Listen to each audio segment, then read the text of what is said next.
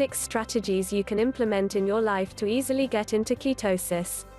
We'll also explain what ketosis is, how long it takes the average person to get into ketosis, the benefits, and how to tell when you're finally in that sweet spot. Let's get to it. What is ketosis? Ketosis is using a different source for fuel than what your body is built to use. It's a normal metabolic process so that your body doesn't shut down when glycogen, your main energy source, is depleted. When you eat food, specifically carbohydrates and ample protein, the calories are turned into glycogen, which is subsequently burned for energy in your body. However, after a solid fast from these energy sources, your body loses its glycogen stores. So, instead of burning carbs and glycogen, your body turns to fat cells. This starts the process of ketosis. Your body creates ketone bodies or ketones, which is part of the fat cell's breakdown. Ketones become the next best replacement for glycogen, while the fat cell is stripped of its mass. Essentially, ketosis mobilizes fat for energy when glycogen stores are low or non-existent. Normally, your body doesn't make ketones. This is due to glycogen being a simpler, easier source of energy your body can use on the regular. However, if you strip your body from those glycogen sources and go with a high-fat ketogenic diet, your body will be forced to use ketones. While in ketosis, your body is using its fat storage as fuel. Your body thinks you're starving for glycogen, so it takes the stored energy, which is the literal function for fat, and uses it. You should experience a loss in body fat percentage and weight overall. Other benefits are covered below. 6 tips to get into ketosis fast. It may sound difficult to get into ketosis. I mean, how could you possibly cut carbs to such a drastically low level? And protein, too? 1. Minimize carb intake. Obviously, this is the first step you need to take no matter what if you want to reach ketosis. Minimizing carb intake can be tough as hell, but there are good hacks to begin cutting back. Avoid drinking your calories. Odds are, if you're drinking something with calories, it's from sugar, which is a simple carb with absolutely zero nutritional value. Water, black coffee, tea, and other zero-calorie beverages are your best bet, but avoid sugar substitutes at all costs as well. Get more vegetables in your diet. Now, leafy greens and other veggies are technically carb-centric, but they are incredibly low in calories. When you begin a ketogenic diet, what's usually prescribed for carbohydrates are low-calorie vegetables and a handful of berries, not any other fruit. Luckily, berries and veggies can fill you up and help you avoid feeling hungry. If you have to ask, don't eat it. There are some foods that are in this carb-fat-protein gray area, where they have almost level amounts of each. A general rule of thumb is, if you have to ponder or if it isn't an immediate go for it, then you shouldn't eat it if you want to remain in ketosis. This is the most difficult part of going ketogenic. If you can get to a sub 50 gram limit for carbs, you'll be well on your way to full ketosis. 2. Increase healthy fat intake. By far the mainstay of the ketogenic diet and getting into ketosis, fats are critical for your well-being and caloric needs. Seeing as at least 70% of your calories should be coming from fats, you need to fill your diet with fats. Thankfully, a gram of fat gives you 9 calories compared to 4 per grams of carbohydrate or protein, so you don't have to go to crazy lengths to get your fat. Now, as with all diets, you can eat a healthy version of the diet or an unhealthy, junk version. Vegans have heavily processed fake meat products. Gluten-free individuals have their own chips, cookies, and other refined foods. Ketogenic diets are similar. Technically, you can eat foods high in trans fats and saturated fats and remain in ketosis. However, you will feel the repercussions, both physically and mentally. The key is to increase your healthy fats. These include omega-3 fatty acids, salmon, chia seeds, walnuts, flax, Brussels sprouts, etc. Other polyunsaturated fatty acids, PUFAs, fish, sunflower seeds, various oils, etc. Monounsaturated fatty acids, MUFAs, nuts, avocado oils, nut butters, etc. Saturated fats, dairy products, coconut oil, and anything coconut, and dark chocolate. Of course, certain oils are healthy and wonderful for you. Cook with foods like MCT oil, cold-pressed coconut oil, palm fruit oil, olive oil, macadamia oil, flaxseed oil, or avocado oil. Then there's the truly incredible aspect of this diet: you should focus on increasing your butter or ghee intake. All of these fats, oils, butters, nuts, seeds, avocados, and some veggies, are necessary to get the right amount of calories every day while in ketosis. 3. Include MCT oil in your diet. As we discussed briefly in the previous tip, MCT oil is tremendous for getting your caloric needs met while staying healthy with your fat choices. But MCT oil does a hell of a lot more than you might think. We've actually covered the amazingness of MCT oil before. For a full breakdown, read here. In a nutshell, it's the medium-chain triglycerides derived from coconut oil. It offers a slew of benefits, such as increased weight loss or maintenance, improved energy levels and mood, supported digestion and nutrient absorption, protected heart health, has antibacterial, antiviral, and antifungal properties, can be cooked at a high heat. This is a powerhouse cooking oil, and can also be used as a supplement.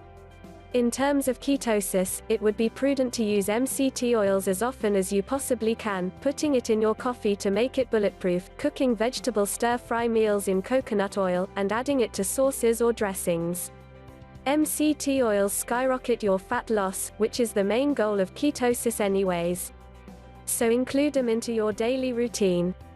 4. Increase physical activity. This might sound counterintuitive. Wouldn't additional workouts and movement trigger more hunger, which could potentially lead to a carbohydrate cheat to end all cheats? Well, yes. But if you have the other tricks established and you've escaped the innate desire to cram as many carbs as possible into your mouth, extra effort in physical activity works like gangbusters for ketosis. The more you work your body physically, the more calories it burns. When this happens, your glycogen stores from limited carbs or previous glucose ingestion depletes faster.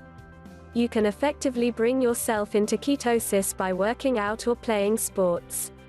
Not only that, but you also get that afterburn effect from HIIT, sports, running, or any other cardiovascular exercise. The bang for your buck comes after working out. More calories are burned after working out. If you perform cardio and then remain in ketosis by eating high fat, you'll burn more ketones and lose more body fat. Even though it sounds too good to be true, it makes sense. Your body burns the easiest available energy. If you have zero glycogen, then it's ketones. And when you work out hard, your body burns more energy. Therefore, it burns more fat. Any form of exercise can accomplish this, but in descending order, these are the optimal ways to burn fat while in ketosis.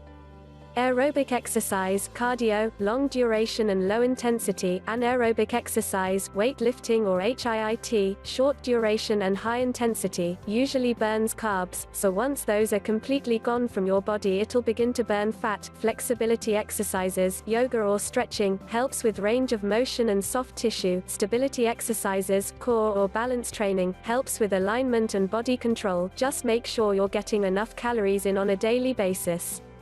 A major problem with going into ketosis is most people simply starve themselves without adding enough fats. Then, when they go to work out, they feel lightheaded, dizzy, or pass out. Avoid this and eat your fats.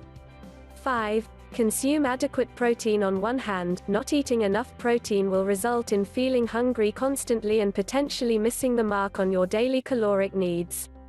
On the other hand, eating too much protein on a ketogenic diet will cause your body to convert some of the protein into glycogen, which would take you out of ketosis and defeat the purpose of the diet. Too much also equates to a slowing of weight loss and less ketones in the bloodstream. So what's the magic number? It depends on your gender, height and weight, age, lifestyle, body fat percentage, and whether you're in a caloric deficit, surplus, or in maintenance. A generic goal should be 0.8 grams of protein per pound of body weight. This means a 180-pound male should aim for about 145 grams of protein daily. To calculate your calories and macronutrients based on your individual stats and goals, check out this calculator. Thankfully, you could create a protein range to try and hit each and every day. Protein is very important in helping you stay full on the ketogenic diet, as well as avoid muscle atrophy. You want to lose body fat, but you don't want to lose muscle. For adherence to being in ketosis, it's vital to get an ample amount of protein in your diet. 6. Fasting is a great strategy for your life in general. Not eating for a period of time longer than 10 hours, the average time Americans fast, mostly due to sleep, provides your body a ton of benefits, like giving your digestive system a break, burning through the fuel you already have in your body, and shocker, gets you into ketosis. From the very beginning of your fast, your body is burning energy. It starts with the glycogen just created from the food you ate. Once that's all gone, it moves on to stored glycogen from previous meals. After that, it searches for more glycogen. When it's fully depleted, boom, you're in ketosis. Fasting intermittently is a wonderful regimen to try out. Basically, you skip a morning meal and push your first set of calories later into the day. The essential tenet is, eat breakfast later, eat dinner earlier. This gives your body more of a break from insulin, digesting, and pulling blood away from other parts of the body. If you want, you can also partake in 24-hour or 48-hour fasts. But be careful, you'll want to know exactly what you're getting yourself into and prepare accordingly. We don't want 36 hours of fasting completely ruined by a fries and cupcakes binge immediately following the fast. From a practical standpoint, fasting and eating high-fat, low-carb are the two biggest factors that go into ketosis. How long does it take to get into ketosis? In order to get into ketosis, you shouldn't be consuming more than 30 grams of carbs per day. In fact, 20 grams is even better. With this said, for most people it takes 1 to 3 days to get into full ketosis. This is due to the fact that you need to use up all of your glycogen before your body begins to make ketones for the main energy source. Some people take less than 24 hours to enter ketosis, while others can take as long as 10 days. Your timeline will depend on a few factors: metabolism speed, amount of carbohydrates consumed daily, physical activity level, body fat percentage, lifestyle. Your body needs to become comfortable with using ketones for energy. It's burned sugars its entire life. To switch your main fuel to ketones will take some time. This is where all of the above strategies, especially intermittent fasting and decreased carb intake, are important for speeding up this process. Benefits of ketosis: our appetite gets slaughtered. This is actually a good thing. You don't get as hungry once you're fully established in ketosis. When you eat more protein and fat and less carbs, you surprisingly eat fewer calories. And your appetite is downregulated, at least according to this study. You lose weight, probably the reason why we're all here. Ketosis leads to improved fat loss. If you stick to it long-term and create a lifestyle around ketosis, you will experience rapid fat loss compared to other diets. Your abs will lose fat. There are two types of fat relative to where it is in the body: subcutaneous and visceral. The first, subcutaneous, is just below the skin and is the easiest to lose. Visceral, however, resides in the abdominal cavity and is between organs. Too much visceral fat leads to inflammation and insulin resistance. Ketosis causes a greater proportion of visceral fat to be lost. Hello, six-pack. Triglycerides decrease, a fancy word for fat molecules that are in your blood. Fasting triglycerides, or the amount found in your blood after a night of fasting, are one of the leading causes of heart disease.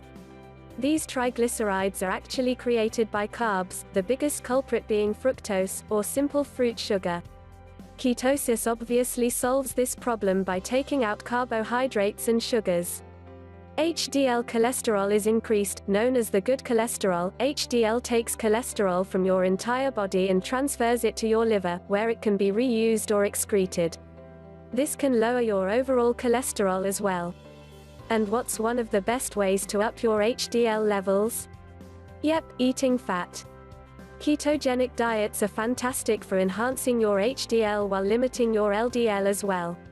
Blood sugar and insulin are reduced. Keeping carbs out of your body helps you avoid spikes in insulin and blood sugar.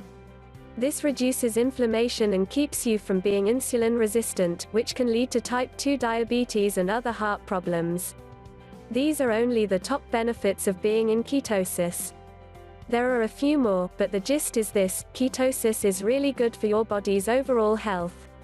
Conclusion: getting into ketosis is one of the prime ways you can help your body lose weight and body fat, feel alert and focused, and improve your entire body composition, inside and out. While reaching ketosis can be a struggle sometimes, using these 6 strategies will definitely aid you in your mission. Implement one or more of these tips into your normal routine to boost your ketogenic